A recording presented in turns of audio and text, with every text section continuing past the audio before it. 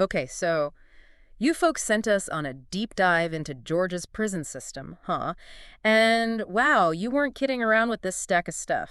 We've got a news report, some pieces on prison reform, and this DOJ report. Let me tell you, this report, it's heavy stuff. It really does paint a stark picture. Seriously concerning, some of the findings in here. We're talking about a system in crisis, that's for sure. Absolutely. So our mission today, if you're up for it, is to unpack these key issues, Sounds good to me. cut through all the legal jargon, and try to understand what's really going on, behind those walls. And I think even more importantly, connect it outward. Oh, absolutely. What does this mean for Georgia as a whole, for the people inside, for us? Exactly, because this isn't happening in a vacuum, right? All right. Okay, so the DOJ report, it doesn't pull any punches. It describes a reality where violence is rampant. Basic needs, forget about it. And if you think someone's going to answer when you call for help, think again. It's bleak. Bleak is an understatement. The sheer amount of violence, it just jumps off the page. What was your first impression? Well, one of the things that struck me is how the DOJ report directly links this violence to the staffing crisis. Right. Because how can you possibly... It's a recipe for disaster. You have one officer responsible for hundreds of people spread across multiple buildings. They're not kidding. It's impossible to maintain order. It's setting them up to fail. Exactly. And the report states that between 2018 and 2023, there were 142 reported homicides in Georgia prisons. Oh my gosh. That's significantly higher than the national average for similar facilities. And you're talking about just a 5-year period. Yes. And even more concerning, that rate almost doubled in the last 3 years of that period. It's like every page I turned, there was another horrific story. One that really stuck with me was this man who was found dead. Apparently, it was a suicide. But here's the thing. He'd been dead for hours before anyone even noticed. Hours. It's a breakdown of the most basic duty of care. How is that even possible? And what's particularly tragic about this case, this individual had reportedly been without a mattress for almost a year. He'd reported threats against him, but those reports were ignored. Ignored. It highlights how chronic understaffing creates an environment where not only are basic needs neglected, but calls for help go unanswered, and even deaths are met with, frankly, a chilling indifference. And then there was that case, that awful case, of the man who died from a drug overdose while in custody. They found him slumped over a railing. But the most disturbing part, he was left there for hours because they didn't have enough staff to help him. And other incarcerated people, they even filmed it, clearly distressed. It really underscores the issue of contraband Oh, absolutely. within these prisons, which again stems back to that severe understaffing.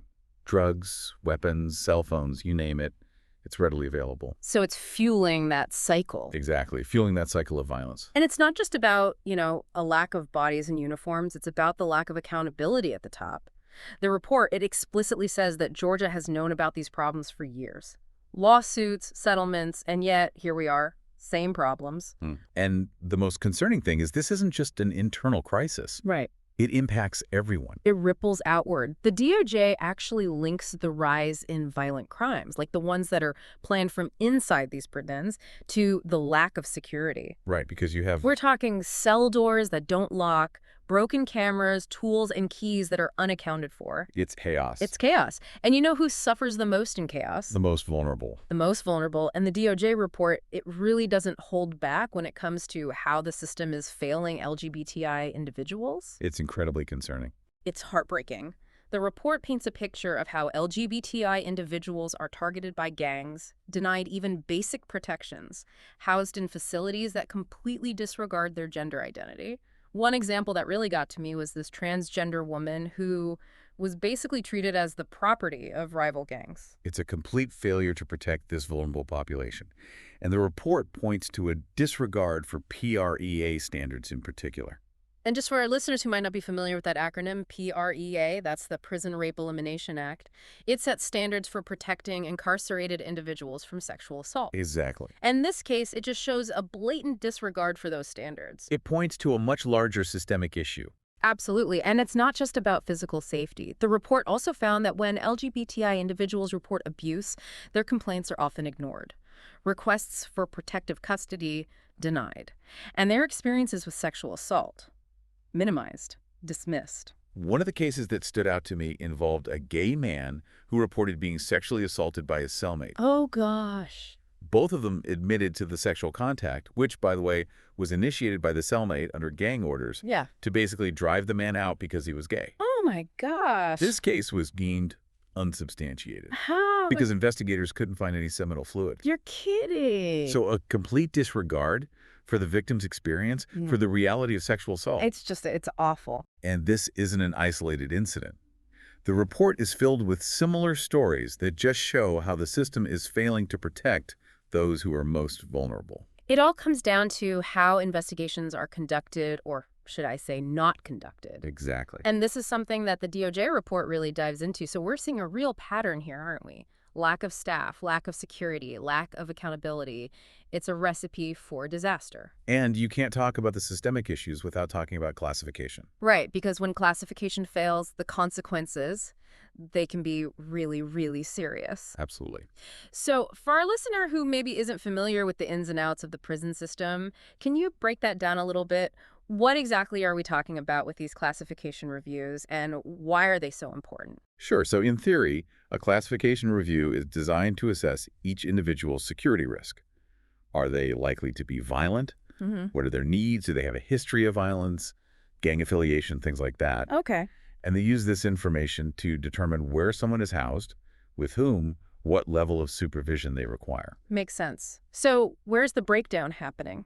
Well, the DOJ report found that in a lot of cases, these reviews either aren't happening at all, or they're so delayed and so poorly conducted that they're practically useless. Wow. You could have someone with a known history of violence placed in the same cell with someone who's in for a nonviolent offense simply because no one bothered to check their file. It's like the system's on autopilot, no regard for the actual human beings inside. That's exactly the concern the DOJ raises. And even when they try to use classification, it often backfires. The report found that instead of being used to protect individuals, segregation, which is supposed to be for the most extreme cases, is being used as a punishment. So they're being punished for trying to stay safe. Basically. Wow. We talk about how much power gangs have in these facilities, right? Right. Well, they often dictate the housing assignments. If an individual refuses that assignment, maybe out of fear for their safety, they're often slapped with a refusing housing label, and they're thrown in segregation. So it's a no-win situation. Exactly. And sadly, this is a recurring theme throughout the report. The DOJ found numerous cases where victims of violence, even sexual assault, were put in segregation, and it's supposed to be put for their own protection. But in reality, they end up in even harsher, more isolating conditions. It's supposed to be the last resort, but it sounds like it's become the go-to. It's a huge problem. And then when you factor in the conditions in many of these segregation units, it's really inhumane. Yeah. People held in solitary confinement for extended periods, limited access to basic necessities like showers, hygiene, mental health care. I mean, some were even kept in shower cages for days. Days. It's not about rehabilitation at that point. It's causing harm. Exactly. So we've talked about the gangs and how much power they have. And the DOJ report, it really drives home the point that they wield a significant amount of influence within Georgia's prisons. Yeah, the report describes a reality where they pretty much dictate everything. Housing assignments, access to food, jobs, basic necessities. It's like they've stepped in to fill a void. Exactly. Yeah. A power vacuum created by the inadequate staffing and security. And it's alarming how normalized it's become. The report even cites specific examples where gang violence led to serious injuries and deaths. Right, it's a very real danger. There was that incident, I think it was at Ware State Prison, where a stabbing triggered this whole retaliatory attack.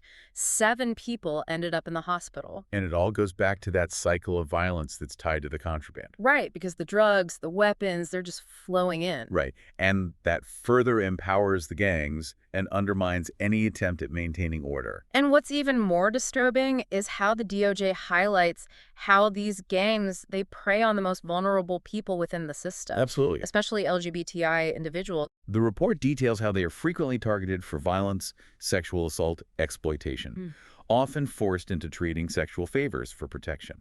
And as we talked about before, their complaints are often ignored, dismissed, sometimes even punished. It's a horrific cycle. It's a cycle of abuse.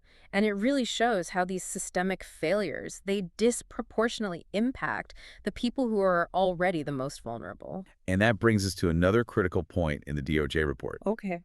this deeply flawed system for investigating and responding to incidents. And the report really calls them out on this, doesn't it? Yeah, they don't hold back, criticizing everything from incomplete incident reports to this blatant disregard for the experiences of the people who report abuse. It's like they just don't care. The DOJ found that investigations are often inadequate, poorly documented, and they're more focused on slapping criminal charges on individuals rather than addressing the systemic issues that allowed the incident to happen in the first place. It's a Band-Aid on a bullet wound. It really is. And even when serious incidents are investigated, there's rarely any meaningful follow-up. Right. No corrective action taken to prevent it from happening again. It's like they're just checking a box. Exactly. And this lack of accountability creates a culture where those in charge are more concerned with protecting the institution than the individuals they're supposed to be caring for. It's a bleak picture, that's for sure. But I keep thinking it's not hopeless, is it? No, not at all. And actually, that's one of the things I appreciate about this report. The DOJ doesn't just point out the problems. They lay out a potential path forward. Kind of a roadmap for reform. Exactly. So let's get into it. What are some of their top recommendations? Well, they're very clear that you can't address this crisis without tackling the staffing shortage head on. Right.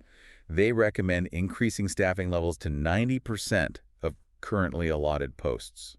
90%. 90%. Yeah. And it's not just about hiring warm bodies, Right. It's about finding qualified people, training them properly, compensating them fairly, and providing ongoing support. Yeah, because as it stands, the report's pretty clear. These jobs, they're not exactly attracting the cream of the crop. Well, yeah, I mean, think about it. Low pay, high stress, constant danger. It's no wonder they're struggling to retain staff. Not at all. But even beyond just numbers, they talk about accountability, holding the existing staff accountable. So that means regular unannounced security rounds, verifying those headcounts, using proper ID checks, restoring order and oversight. It's about empowering the staff to actually do their jobs. Exactly. And then, of course, there's the whole classification and housing system. Right, because we talked about how the current system is failing. Right, so they recommend a system that prioritizes those individual assessments, Okay. taking into account gang affiliation, past offenses, individual vulnerabilities. And I'm really glad they emphasize this. They have to stop using segregation as punishment. It shouldn't be a catch-all It's supposed to be a last resort. for the most extreme cases. Exactly. And even in those cases, the conditions within those units need to meet some basic standards of human decency. Right, access to mental health care, hygiene, some kind of recreation. Treat people like human beings. Exactly, even if they are behind bars. Right. We can't forget about the contraband problem either. Oh, absolutely, because clearly what they're doing now isn't working. So what do they suggest? Well, they say there needs to be more frequent and thorough searches, and not just of, housing units, Right. common areas, maybe even random drug testing. Okay. But they also talk about figuring out how this stuff is getting in. Because you got to stop it at the source. Exactly. So that's looking at staff screening, visitor protocols, maybe even new technology to help detect contraband. Exactly. And it's not just about stopping the flow. They also recommend developing better substance abuse treatment programs inside. Because addiction is a huge part of this. Right. It drives the demand. And what about those investigations? We talked about how flawed that system is. Right. Well, the DOJ has a lot to say about that. Lay at us. They want Georgia to implement much clearer, more detailed policies for these investigations, making sure that they're thorough, impartial, and they go beyond just those criminal charges. Right, because it's about more than just punishing individuals. Exactly. It's about fixing a broken system.